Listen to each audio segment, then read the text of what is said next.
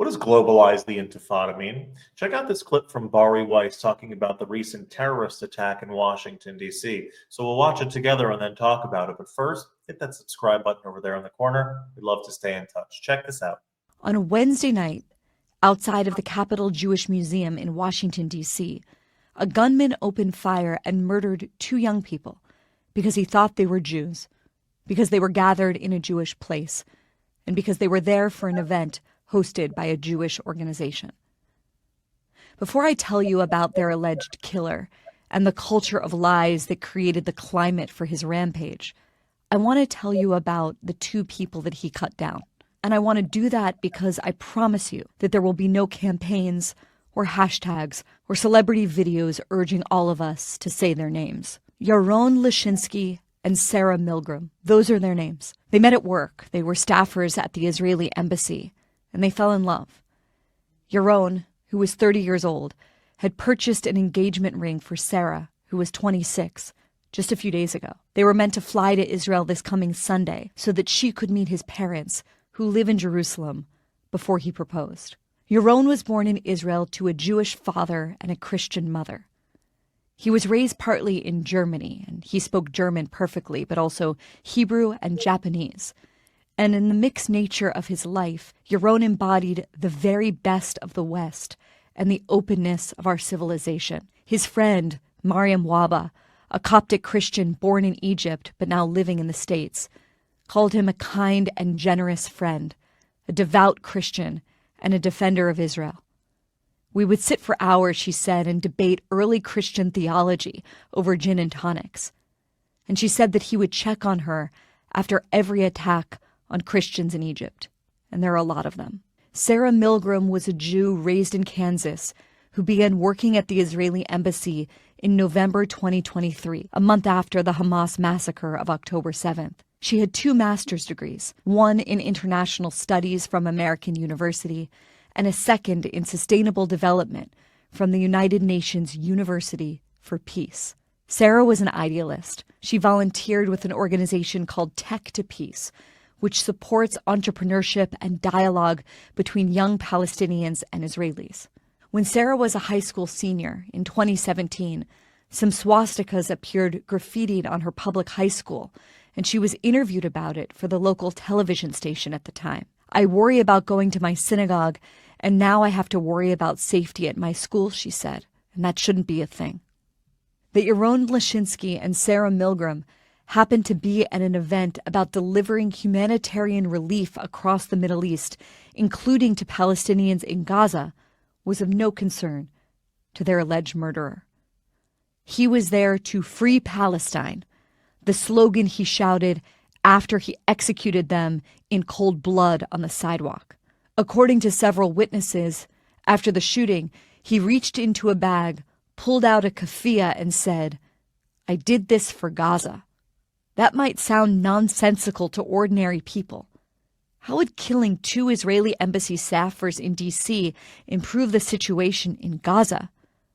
But of course, one could ask the same question about the slaughter of some 1,200 men, women, and children by Hamas militants who invaded Israel on a Jewish holiday in October of 2023 and brought so much ruin onto the Palestinians of Gaza. But the shooter's evil worldview has a demented logic, and as he proved earlier this week, it is a risk to us all. It is a worldview that says that Jews and those who support Jews and the Jewish state wherever they live are now acceptable targets.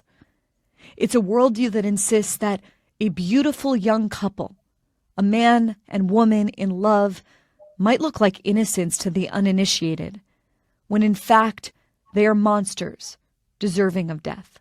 One of the things I found when I went looking for news about the murder of Yaron Lashinsky and Sarah Milgram was a video taken on October 12th, 2023. And in it, you see about a dozen people, many of them wearing masks, waving Palestinian flags in front of that same museum in Washington. It's really strange to watch it now. Some people are shouting slogans, others are beating drums, a few other people hold up signs. If anyone even noticed the protest among the chaos that began in this country on October 8th, They probably dismissed it as a few kooks, or maybe they ignored it entirely, as if it were ever normal to target a Jewish museum in order to protest a war in the Middle East against a terrorist group funded by Iran. As if these kind of protests ever had anything at all to do with Palestine. But then, over the weeks and months that followed, the flags turned into chants to globalize the Intifada.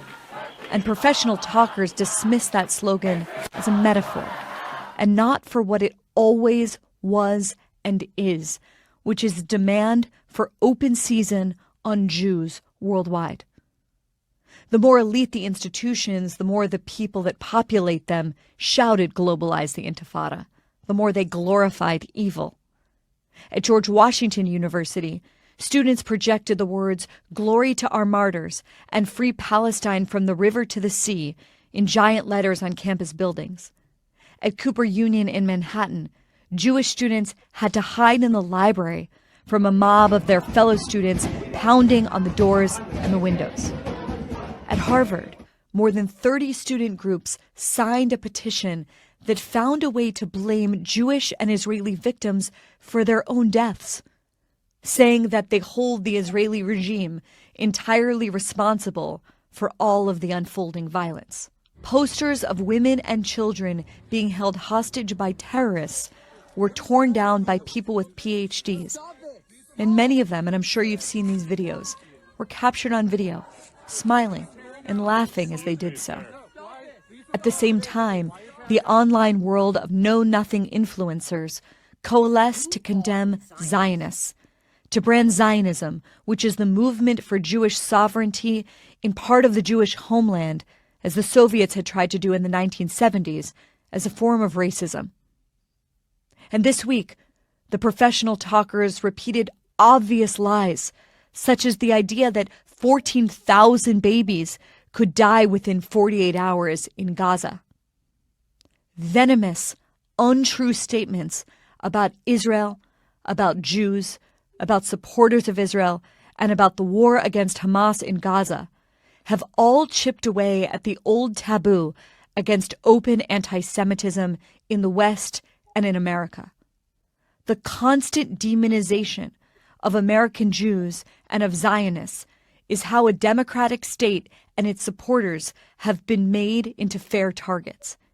It is how the permission structure for violence against innocent Jewish people and their supporters in America has been erected over the past year and a half. Growing up, reading and learning about Simon of Trent or other medieval blood libels, I wondered how something so unnatural, so deranged could ever happen, how lies could spread so far and so fast, how they could transmogrify into a movement, infect culture so comprehensively, and lead to deadly action, to murder of innocent people. Those who participate in this culture of lies and who now want to distance themselves from the murders in Washington, D.C., will insist that the alleged killer's acts do not represent them.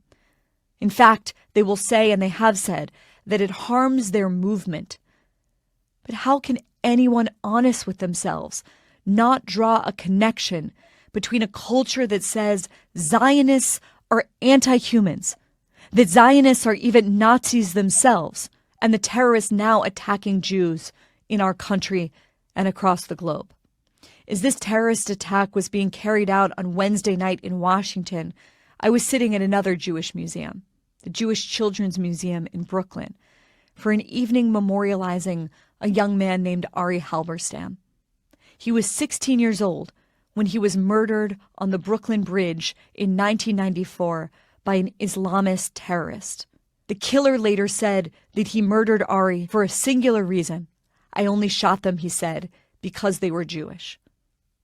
The alleged murderer in Washington this past week may have shouted the words, "Free Palestine." He may have said he did it for Gaza. But Palestine and Gaza, that's not why he murdered Yaron Lashinsky and Sarah Milgram. He did it because he thought they were Jewish. Among the many impressive people that spoke on Wednesday night at the Jewish Children's Museum in Brooklyn was Michael Mukasey, the former U.S. Attorney General. Here's just part of what he said. It's hard to believe, he said, that it has been 31 years since Ari Halberstam was murdered in an act of anti-Semitic terrorism. And it is indeed hard. It is harder still to believe that we are living in the midst of a widespread resurgence of anti-Semitism, not only around the world, but also in our own country, where many of us, and I include myself, he said, believed that although there might be occasional anti-Semitic incidents, anti-Semitism would never become a widespread phenomenon. Oh boy, were we wrong. Hit the nail on the head. That this evil has to be stamped out, and that we shouldn't act surprised that what they've been chanting for the past year and a half has actually now led to what they were chanting about.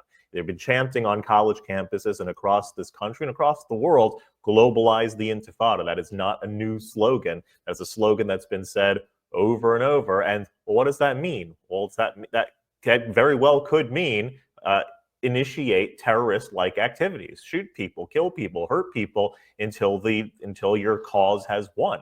And that can't happen. That needs to be stamped out. I'm also just so confused sometimes when we look at what goes on college campuses, and we kind of excuse it when it happens to the Jewish community, but we would never tolerate, correctly so, never tolerate it if it happened to somebody else. If there were a group of white students that weren't letting black students going to their classes, would any sane person think that that's okay, or defend it, or say, well, it's their right for free speech, and try to justify it? If there were a group of people not letting LGBTQ students go to class, would that be acceptable? Would anybody of right mind, sound mind, stand for that? Is there any group that you can think of that we would find acceptable, that would be okay, that would be something, well, we'll just turn away from it.